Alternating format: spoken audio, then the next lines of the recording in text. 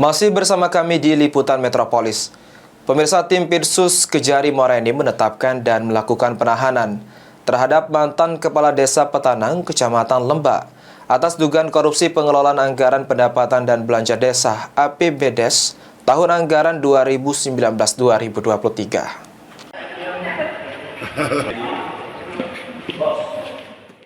Tim Pirsus Kejari Muara Enim menetapkan dan melakukan penahanan terhadap mantan Kepala Desa Petanang, Kecamatan Lembak, atas dugaan korupsi pengelolaan anggaran pendapatan dan belanja desa APBDes tahun anggaran 2019-2023. Tersangka berinisial S telah ditahan setelah sebelumnya diperiksa penyidik Pirsus Kejari Muara Enim terkait penyalahgunaan dana desa atau anggaran pendapatan dan belanja desa APBDes saat dirinya menjabat sebagai Kades tahun 2019 hingga 2023.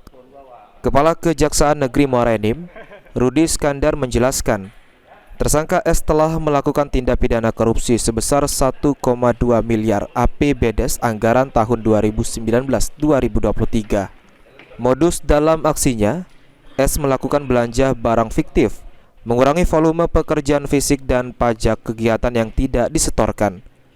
Atas aksi korupsinya, pelaku langsung ditahan selama 20 hari ke depan guna percepatan proses hukum.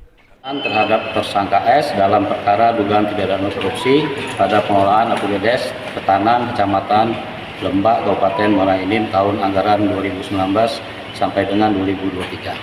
Modus-modus antara lain penggunaan kas desa Petanang yang tidak terdapat bukti. Kedua, sisa penggunaan APBDes yang tidak ada di kas desa. Tiga, adanya belanja barang yang fiktif, dan juga adanya harus dibayarkan atau disetor pajak, melakukan kekurangan volume pekerjaan fisik.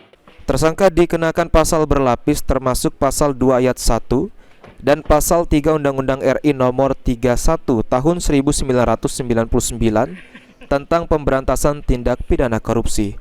Mardiansyah, PAL TV.